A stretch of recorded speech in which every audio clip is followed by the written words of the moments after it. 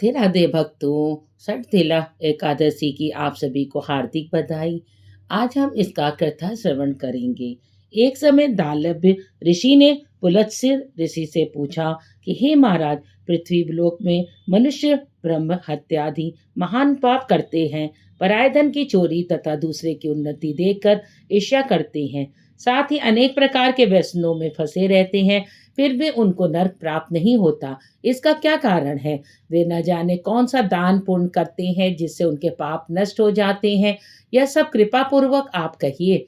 बोले सत्य मुनि कहने लगे कि हे महाभाग, आपने मुझसे अत्यंत गंभीर प्रश्न पूछा है। इससे संसार के जीवों का अत्यंत भला होगा। इस भेद को ब्रह्मा विष्णु रुद्र तथा इंद्र आदि भी नहीं जानते, परंतु मैं आपको यह गुप्त तत्व अवश्य बताऊंगा। उन्होंने कहा कि माघ मास में लगते ही मनुष्य को स्नान आदि करके शुद्ध रहना चाहिए। इंद्रियों को वश में कर कर काम, क्रोध, लोभ, मोह, अहंकार, इच्छा तथा द्वेष आदि का त्याग कर भगवान का स्मरण करना चाहिए। पुष्प नक्षत्र में गोबर, कपास, तिल मिलाकर उनके कंडे बनाना चाहिए। उन कंडों से 108 बार हवन करना चाहिए। उस दिन मूल नक्षत्र हो और एकादशी तिथि हो तो अच्छे पूर्ण देने वाले नियमों को ग्रहण करें। स्नादि नित्य क्रिया से निवृत्त होकर सब देवताओं के देव श्री भगवान का पूजन करें और एकादशी व्रत धारण करें। रात्रि को जागरण करना चाहिए। उसके दूसरे दिन धूप दीप नवेद आदि से भगवान का पूजन करके खिचड़ी का भोग लगाएं। तत्पश्चात पेठा, नारियल, सीताफल या सुपारी का अर्घ देकर स्तुति करनी चाहिए। हे भगवान, आप दीनों को शरण देने वाले हैं, इस संसार सागर में फंसे हुए का उद्धार करने वाले हैं। हे पुंडरीकाज, हे विश्वभावन, हे सुब्रमण्यम, हे पूर्वज, हे जगतपते, आप लक्ष्मी जी सहित इस तुच्छ अर्घ को ग्रहण करें। उसके पश्चात जल से भरा हुआ कुंभ ब्राह्मण को दान करें। ब्राह्मण को श्यामा गौ और तिल पात्र देना भी उत्तम है। तिल स्नान और भोजन दोनों ही श्रेष्ठ हैं। इस प्रकार भी जो मनुष्य जितने तिलों का दान करता है उतने ही हजारों वर्ष स्वर्ग में वास करता है। आप तिल स्नान करना चाहिए।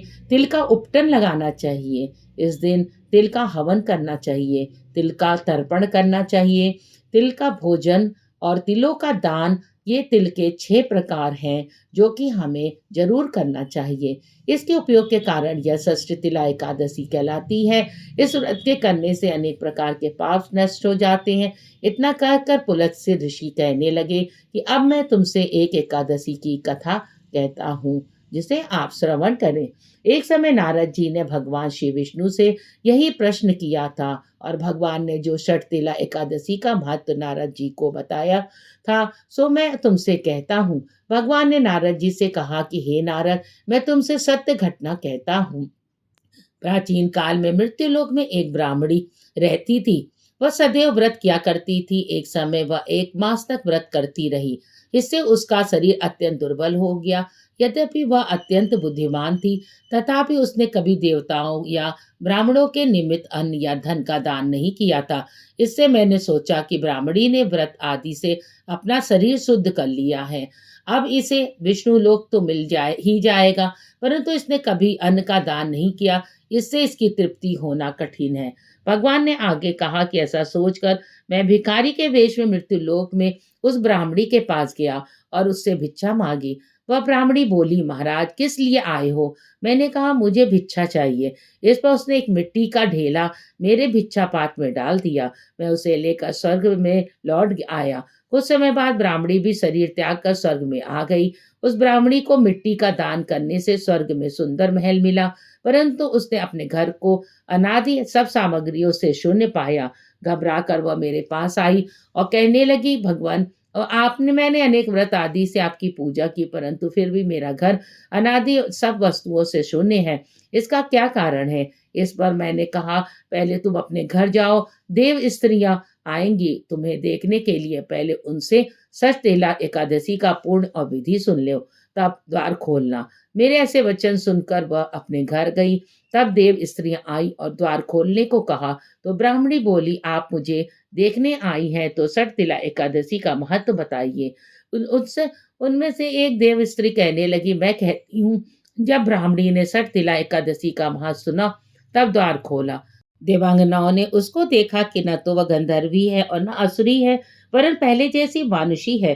तब उस ब्राह्मणी ने उनके कथानुसार सठतिला एकादशी का व्रत किया। इसके प्रभाव से वह सुंदर और रूपवती हो गई और उसका घर अनादि समस्त सामग्रियों से युक्त हो गया। अतः मनुष्य को मूर्खता त्याग कर सठतिला एकादशी का व्रत और लोभ न करके तिलादि का दान करना चाहिए। इससे दुर्भाग्य, दरिद्रता तथा अनेक प्रकार के कष्ट दूर हो जाते हैं और मोक्ष की प्राप्ति हो जाती है। का शर्तिला एकादशी व्रत करने से हम रोग दोष और भय से मुक्ति मिलती है और हमारे परिवार को दरिद्रता से दूरी बनी रहती है। और पूजा करने से सभी मनोकामनाएं पूर्ण होती हैं और शारीरिक पवित्रता और निरोगता भी मिलती है हमें। और भगवान विष्णु जी धन्य धान में बढ़ोतरी करते हैं और हमारी सारी मनोकामनाओं को पूर्ण करते हैं। तो अगर आपने हमारे चैनल को लाइक और सब्सक्राइब नहीं किया है, तो अवश्य कर दें। धन्यवाद।